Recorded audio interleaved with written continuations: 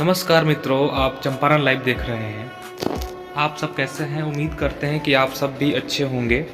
तारीख थी 22 अप्रैल और दिन था मंगलवार। दोपहर के ठीक 2:45 हुए थे। देश के अलग अलग राज्यों से 40 से ज्यादा लोगों का एक ग्रुप कश्मीर के पहलगाम की बैसरन घाटी में घूमने आया था। सभी टूरिस्ट खुले मैदान में थे। कुछ टूरिस्ट दुकानों के बाहर लगी कुर्सियों पर बैठे हुए थे।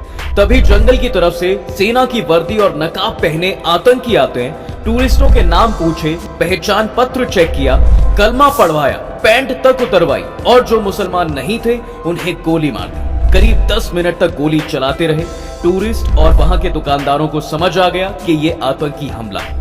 शुरुआत में एक टूरिस्ट के मरने की खबर आई। रात के 11 बजते बजते मौतों की संख्या बढ़कर 27 हो गई। वो कहते हैं ना कि दर्द हद से पार हो जाए तो उसका एहसास होना बंद हो जाता है। ऐसी स्थिति में इंसान पत्थर बन जाता है। एक लाश के पास बैठी महिला की ये तस्वीर इस बात का जीता जागता एग्जाम्पल है। एक रिपोर्ट के मुताबिक ज्यादातर मारे गए लोग पुरुष हैं। टूरिस्टों को शुरू में पता ही नहीं चला कि क्या हो रहा है, क्योंकि हमलावर सेना की वर्दी पहने हुए थे और मास्क लगाए हुए थे। महाराष्ट्र के पुणे की आसावारी पहलगाम में घूमने आई थी। उन्होंने एक मीडिया चैनल को ये बताया कि हमलावरों ने सिर्फ पुरुषों को निशाना बनाया। खास तौर पर उन्होंने हिंदुओं को जबरन कलमा पढ़वाने की कोशिश की। जो नहीं पढ़ पाए उन्हें गोली मार दी। मेरे सामने मेरे पापा को 3 गोलियां मारी। सवाल उठता है साहब कि कश्मीर में हमला होना क्या सिर्फ एक संयोग है या आतंकियों की सोची समझी चाल है? आइए इसके पीछे की पूरी कहानी 2 थ्योरी में आपको समझाता हूँ। इसके अलावा हम आज की वीडियो में ये भी जानेंगे कि आतंकियों ने हमले के लिए 22 अप्रैल का दिन ही क्यों चुना।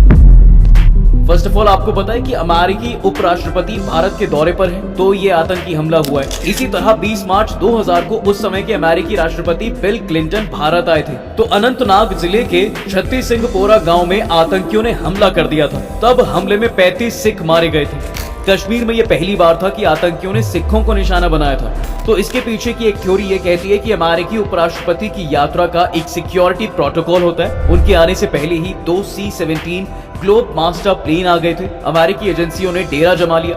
इंटेलिजेंस एक्टिवेट है। इसके बावजूद आतंकियों ने कश्मीर पर हमला करके ये संदेश देने की कोशिश की है कि हम कभी भी कुछ भी कर सकते हैं, और इससे अमेरिका की नजर में इंडिया की छवि खराब हो सकती है। और दूसरी थ्योरी का तार पीएम मोदी के सऊदी अरब से दौरे से जुड़ा हुआ है, और इसके साथ ही आतंकी संदेश देना चाहते हैं कि कश्मीर का मुद्दा मरा नहीं है। 22 अप्रैल को पीएम नरेंद्र मोदी सऊदी अरब के जेद्दा पहुंचे। 2 दिन का ये दौरा कई दिनों पहले से तय था।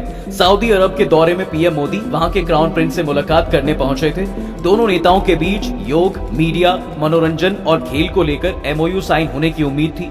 ऐसे में सऊदी अरब के पुराने दोस्त, स्ट्रेटेजिक पार्टनर पाकिस्तान को पीएम मोदी का ये दौरा कहीं ना कहीं चुभ रहा था। थिंक टैंक स्नोबर इंस्टीट्यूट के डायरेक्टर और पाकिस्तानी एनालिस्ट कमर चीमा के अनुसार पीएम मोदी का सऊदी दौरा पाकिस्तान के लिए एक तरह का चैलेंज है। और खबर ये भी है साहब कि सऊदी अरब पाकिस्तानी भिखारियों के लिए नया नियम ला रहा है। वहीं भारत के पीएम मोदी अरबों डॉलर की डील करने जा रहे हैं। तो अब आतंकियों ने यही दिन क्यों चुना, इसकी वजह क्लियर हो चुकी है। यानी आतंकियों ने सऊदी अरब समेत मिडिल ईस्ट के मुस्लिम देशों और भारत सरकार को एक मैसेज देने की कोशिश की है कि कश्मीर का मुद्दा अभी खत्म नहीं हुआ है। Retired lieutenant general Sanjay Kulkarni कहते हैं कि ये आतंकी हमला टाइमिंग देखकर और सिस्टमैटिक मेथड से किया गया है। भारत के प्रधानमंत्री मोदी मिडिल ईस्ट गए हुए हैं। ऐसे में ये वारदात भारत को नीचा दिखाने के लिए ही की गई है।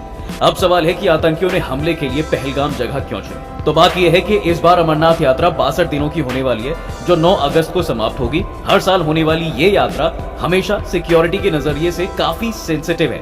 इस यात्रा पर हमला होने का खतरा बना ही रहता है। इसके चलते जम्मू कश्मीर सिक्योरिटी और इंटेलिजेंस एजेंसियां चौकन्नी रहती हैं। तो इस बार जिस जगह हमला हुआ है उसी जगह से अमरनाथ यात्रा शुरू होती है, यानी पहलगाम के बेस कैंप से यात्रा शुरू होती है। करीब 36 किलोमीटर का सफर तय करने के बाद श्रद्धालु अमरनाथ पहुंचते हैं। ऐसे में पहलगाम में हमलावर आतंकियों ने अमरनाथ यात्रा के लिए धमकी भी दी है।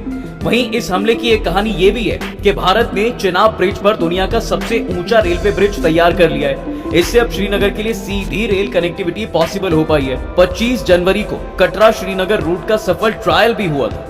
ट्रेन सुबह 8 बजे कटरा से रवाना हुई और 11 बजे श्रीनगर पहुंची। ट्रेन ने 160 किलोमीटर का सफर 3 घंटे में पूरा किया था। 19 अप्रैल 2025 को पीएम मोदी इसका उद्घाटन करने वाले थे।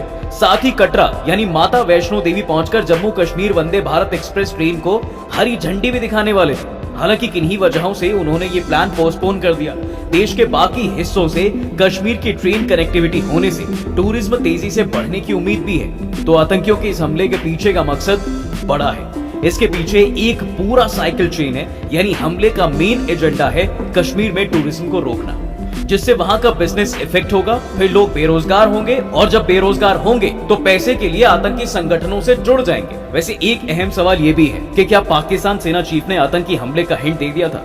दरअसल पाकिस्तान की आर्मी चीफ जनरल असीम मुनीर ने पिछले हफ्ते हिंदू मुसलमान में दरार डालने वाली बात कही थी और कश्मीर को पाकिस्तान की गले की नस बताया था। उन्होंने कश्मीर को गाजा से जोड़ते हुए कहा, पाकिस्तानियों का दिल गाजा के मुसलमानों के साथ धड़कता है। इस्लामाबाद में पहले ओवरसीज पाकिस्तानी सम्मेलन में जनरल मुनीर ने कहा, हमारा रुख बिल्कुल साफ है, हम अपने कश्मीरी भाइयों को उनके वीरतापूर्ण संघर्ष में अकेले नहीं छोड़ेंगे। वहीं retired lieutenant general Sanjay Kulkarni कहते हैं, तो जो जानकारी मिल रही है उसके मुताबिक आतंकियों ने नाम पूछकर लोगों को मारा है और अगर आतंकियों ने चुन चुन कर मारा है, ये भी काफी कुछ कहता है। घटना के बाद गृह मंत्री अमित शाह सीधा दिल्ली से श्रीनगर पहुंच गए।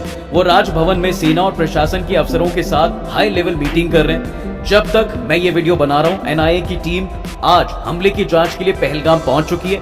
पहलगाम की घटना के बाद दिल्ली, मुंबई और दूसरे शहरों में अलर्ट जारी भी किया गया है। पीएम मोदी सऊदी अरब के दौरे पर थे, लेकिन हमले के बाद से वो समय से पहले भारत लौट आए हैं। उन्होंने कहा है कि हमले के जिम्मेदारों को बख्शा नहीं जाएगा। वहीं इस हमले की जिम्मेदारी लश्कर-ए-तैयबा के हिट स्क्वाड यानी के द रेजिस्टेंस फ्रंट टीआरएफ ने ली है। टीआरएफ का मास्टरमाइंड सज्जाद गुल है, जो पाकिस्तान में बैठकर इसे ऑपरेट करता है। आपको बता दें कि लश्कर का प्रॉक्सी ग्रुप है द रेजिस्टेंस फ्रंट यानी टीआरएफ, 2019 में एग्जिस्टेंस में आया था। टीआरएफ के आतंकी जम्मू कश्मीर में काफी एक्टिव हैं। इसकी फंडिंग पाकिस्तानी सेना और आईएसआई ही कराती है। जानकारी के मुताबिक इसे सज्जाद गुल, सलीम रहमानी और साजिद जट लीड करते हैं। जम्मू कश्मीर में 2019 के पुलवामा अटैक के बाद इसे सबसे बड़ा आतंकी हमला माना जा रहा है। हमले में जिन 27 लोगों की मौतें हुई हैं, मरने वालों में एक यूएई और एक नेपाल का टूरिस्ट और 2 लोकल सिटीजन भी शामिल हैं। बाकी टूरिस्ट यूपी, गुजरात, महाराष्ट्र, कर्नाटक, तमिलनाडु और ओडिशा के।